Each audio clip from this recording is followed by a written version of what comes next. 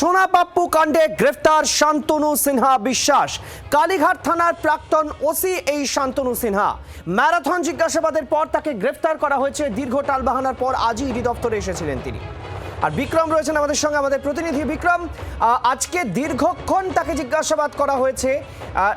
DC পদমর্যাদা DC পদে রয়েছেন এই শান্তনু সিনহা বিশ্বাস। আমি প্রথমে জানতে চাইবো যে তাকে কোন মামলায় ডাকা হয়েছিল?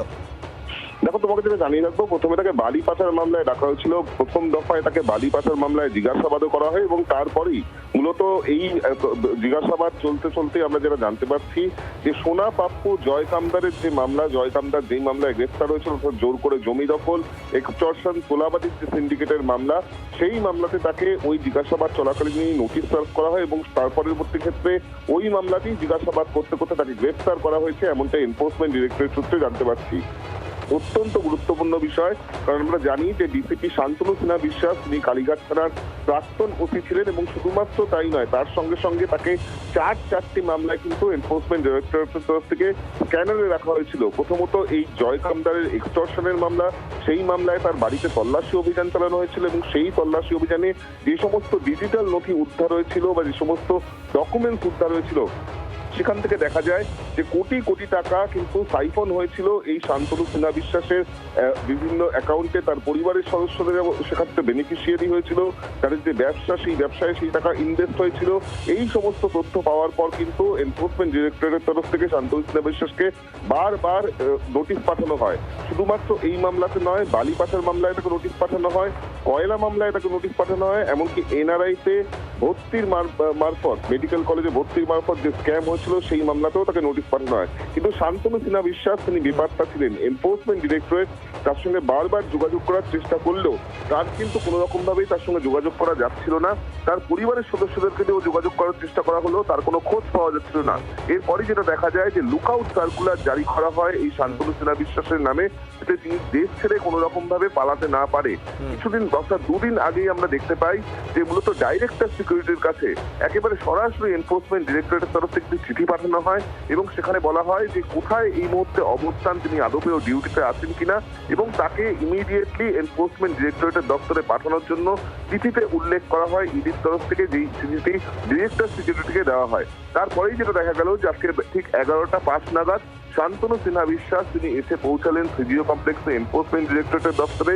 তারপরেই তাকে ম্যারাথন জিজ্ঞাসাবাদ করা হয়। প্রায় 10 থেকে 10.5 ঘন্টা জিজ্ঞাসাবাদের পর তাকে গ্রেফতার করা হয়েছে। এনফোর্সমেন্ট ডিরেক্টরেটের তরফ থেকে যেটা দাবি করা হচ্ছে বা অভিযোগ করা হচ্ছে যে এই জিজ্ঞাসাবাদ চলাকালে শান্তনু সিনহা বিশ্বাস তিনি কোঅপারেট করেননি, সহযোগিতা করেননি, বহু তথ্য তিনি আড়াল করার চেষ্টা করেছেন, তদন্তকারীদেরকে ভুল তথ্য দিয়ে বিভ্রান্ত করার চেষ্টা করেছেন। যে সমস্ত নথিপত্র, ডকুমেন্টস যেগুলি বাজেয়াপ্ত হয়েছিল তল্লাশি অভিযান চলাকালীন, এমনকি জয় কামদারের স্টেটমেন্ট থেকে শুরু করে একাধিক ব্যক্তির স্টেটমেন্ট শান্তনু সিনহা বিশ্বাসের সামনে রাখা হয়। সেই সমস্ত নথিপত্র এবং স্টেটমেন্ট সামনে রেখেও যখন তাকে জিজ্ঞাসাবাদ করা হয় তখনও কিন্তু তিনি তদন্তকারীদেরকে ভুল তথ্য দিচ্ছিলেন, মিথ্যে তথ্য দিচ্ছিলেন, এমনটাই ইডির তরফ থেকে দাবি করা হয়েছে এবং তারপরেই তাকে গ্রেফতার করা হয়েছে। একেবারে বিক্রম, তুমি আমাদের সঙ্গে থাকো। আর এই মুহূর্তে দেবাঞ্জন এই মুহূর্তে রয়েছেন সিজিও কমপ্লেক্সে, অর্থাৎ যেখানে তাকে গ্রেফতার করা হয়েছে জিজ্ঞাসাবাদের পর, সেখান থেকে সরাসরি আমাদের সঙ্গে রয়েছেন দেবাঞ্জন। এই মুহূর্তে সিজিও কমপ্লেক্সের সামনে ছবিটা ঠিক কি, মানে সিজিও কমপ্লেক্স সূত্রে এই মুহূর্তে কি জানতে পারছো?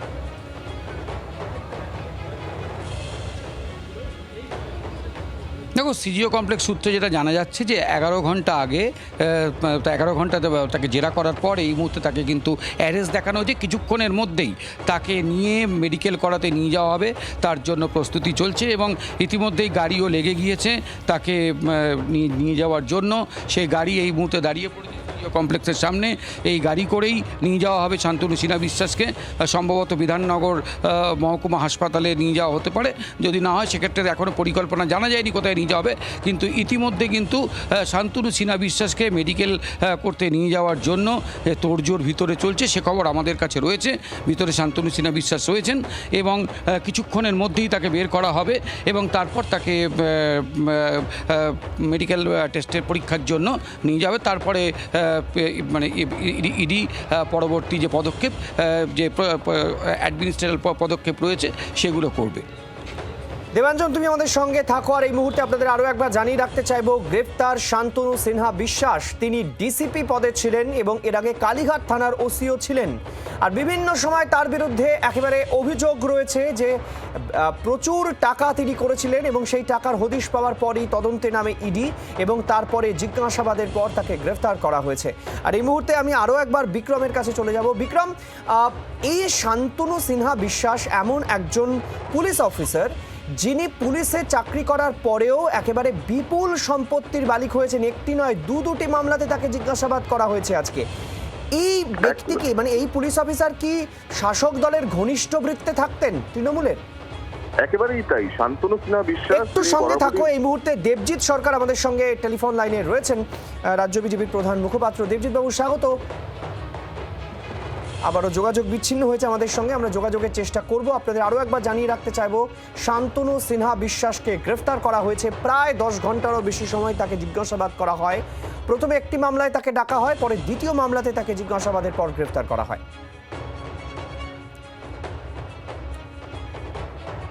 দেবজিৎ সরকার আমাদের সঙ্গে এই মুহূর্তে রয়েছেন। দেবজিৎ বাবু, শান্তনু সিনহা বিশ্বাস গ্রেফতার ইডির হাতে। পরপর একাধিক ব্যক্তি গ্রেফতার হচ্ছেন, কখনো শাসক দলের প্রাক্তন মন্ত্রী, কখনো পুলিশ। কি বলবেন? যেসব ব্যাপার ওনারা ঘটিয়েছেন তাতে অনেক আগেই গ্রেপ্তার হওয়া উচিত ছিল। যারা পূর্বতন শাসক দল তারা কেন গ্রেপ্তার করেনি, কোন কারণে, সেটা সবাই জানে। একজন লোক তিনি বোমাবাজি করছে, সে আবার লাইভ করে ঘুরে বেড়াচ্ছে, তার এফআইআর চেঞ্জ করে দেওয়া হচ্ছে, বিভিন্ন সময় এক্সটর্শন করা হয়েছে। এক্সটর্শনিস্টদের যে পুলিশ অফিসার কাঁধে করে বয়ে বেরিয়েছে, তার তো অনেক আগে গ্রেপ্তার হওয়া উচিত। কিন্তু এরপরও সাধারণ মানুষ, পশ্চিমবঙ্গের সাধারণ মানুষ খুশি নয়। তারা চাইছে পেছনে কে ছিল, কার অনুপ্রেরণায় বা ক্ষমতায় শান্তনুবাবু এইসব কাজ করে বেড়াতেন, তাকে চাই। আমরা সেই দিকেও রাজ্যের প্রশাসনকে অনুরোধ করবো একটু নজর দিতে। দেবজিৎ বাবু, আপাতত ধন্যবাদ। আমাদের সঙ্গে বিক্রম রয়েছেন। বিক্রম, তোমাকে যে প্রশ্ন করেছিলাম, এনফোর্সমেন্ট ডিরেক্টরেটের তরফ থেকে যেটা দাবি করা হচ্ছে, যে এক্সটর্শন সিন্ডিকেটের কথা বলা হচ্ছে, সেই এক্সটর্শন সিন্ডিকেটের কার্যত অন্যতম মাথা ছিলেন এই শান্তনু সিনহা বিশ্বাস এবং জয় কামদার, যাকে এর আগে গ্রেফতার করা হয়েছে।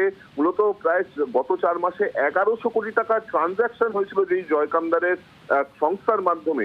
সেখানে 500 কোটি টাকা শুধুমাত্র এই গোলাবাজির টাকা বা দুর্নীতির টাকা নগদে জমা পড়েছিল, এমনটাই কিন্তু এনফোর্সমেন্ট ডিরেক্টরেটের তরফ থেকে দাবি করা হচ্ছে। সেই জয় কামদার কার্যত একজন মিডলম্যান হিসেবে কাজ করতেন এই শান্তনু সিনহা বিশ্বাসের হয়ে, এমনটাই কিন্তু এনফোর্সমেন্ট ডিরেক্টরেটের দাবি। কারণ শান্তনু সিনহা বিশ্বাস শুধুমাত্র একা নয়, যেটা এনফোর্সমেন্ট ডিরেক্টরেটের তরফ থেকে চাঞ্চল্যকর দাবি করা হচ্ছে যে এই সিন্ডিকেটে কিন্তু শান্তনু সিনহা বিশ্বাসের নিচে আরো 10 থেকে 12 জন অফিসার ইনচার্জ, অর্থাৎ ওসি র্যাঙ্কের অফিসাররা ছিলেন, যাদের মোডাস অপারেন্ডি ছিল যে বিভিন্ন এলাকায় সেখানে যে সমস্ত বয়স্ক মানুষ তাদেরকে টার্গেট করা হতো, তাদের জমি, তাদের বাড়ি টার্গেট করা হতো, এবং যে সিন্ডিকেট অর্থাৎ দুষ্কৃতী, ব্যবসায়ী এবং প্রমোটারদের যে সিন্ডিকেট, তার সঙ্গে শান্তনু সিনহা বিশ্বাস এবং তার টিম, তারা কিন্তু একত্রিত হয়ে একেবারে কাজ করতেন। প্রথমে একেবারে বিক্রম, তুমি সঙ্গে থাকো। আর এই মুহূর্তে আমাদের আরেক প্রতিনিধি আমাদের সঙ্গে রয়েছেন টেলিফোন লাইনে, পিয়ালি।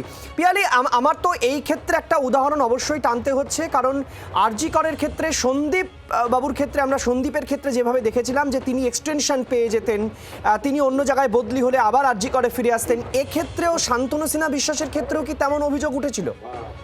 একেবারেই উঠেছিল। দেখো, শান্তনু সিনহা বিশ্বাসের রিটায়ারমেন্টের সময় হয়ে গেছিল, তার সার্ভিস এক্সটেন্ড করা হয়েছিল এবং কলকাতা পুলিশে তার এতটাই প্রভাব, এবং শুধুমাত্র কলকাতা পুলিশ নয়, তিনি যে ওয়েলফেয়ার কমিটিটা চালাতো, যেটা সেন্ট্রাল কমিটি ছিল, এবং গোটা একেবারে রাজ্যে যে সমস্ত থানা টানা রয়েছে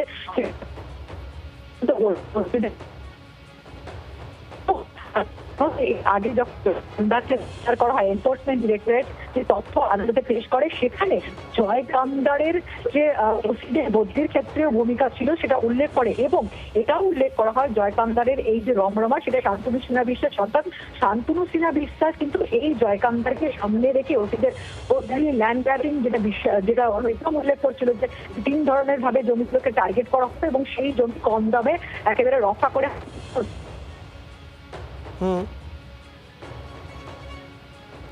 পিয়ালি, তুমি যেখানটায় রয়েছো সেখানে নেটওয়ার্কের একটু সমস্যা হচ্ছে, কথা পরিষ্কার এসে পৌঁছচ্ছে না।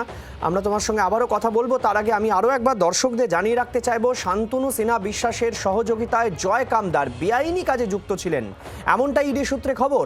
শান্তনুর সঙ্গে জয় কামদারের একটি প্রায় 2.5 কোটি টাকার আর্থিক লেনদেন সংক্রান্ত তথ্য চ্যাটে পেয়েছে ইডি। শান্তনুর বালিগঞ্জের বাড়িটিও জবরদখল করা। চলতি বছরের 1 এপ্রিলে তল্লাশিতে একেবারে গুরুত্বপূর্ণ তথ্য সামনে আসে এবং অভিযোগ সামনে আসে। জয়ের মোবাইল থেকে উদ্ধার হওয়া ডেটায় এই বিষয়টি নিশ্চিত হয়। তাদের দুজনের যোগ জমি দখল চক্রেও সামনে আসে। বাজেয়াপ্ত ডায়েরিতে শান্তনু স্যারকে উপহার দেওয়ার উল্লেখ রয়েছে। জয় কামদার শান্তনু সিনহা বিশ্বাসের ছেলের মধ্যে হোয়াটসঅ্যাপ চ্যাট থেকেও এই তথ্য মিলেছে। আবারও পিয়ালির কাছে চলে যেতে চাইবো। পিয়ালি, একেবারে দেখা যাচ্ছে যে এই শান্তনু সিনহা বিশ্বাস তিনি তার এতটাই কনফিডেন্ট ছিলেন যে এই সমস্ত লেনদেন তারা মোবাইলে করতেন, এবং যখন জয় কামদারের মোবাইল ফোন হাতে আসে তখন সেই তথ্য একেবারে ডিলিট করে দেওয়ার অভিযোগ সামনে আসে।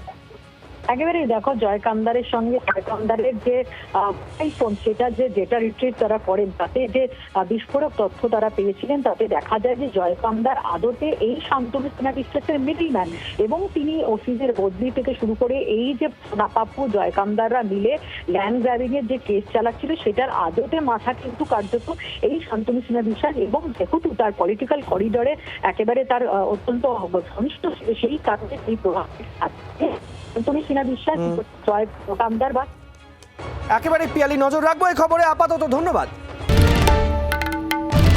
বাংলার আওয়াজ, বাঙালির আবেগ, জি 24 ঘন্টা।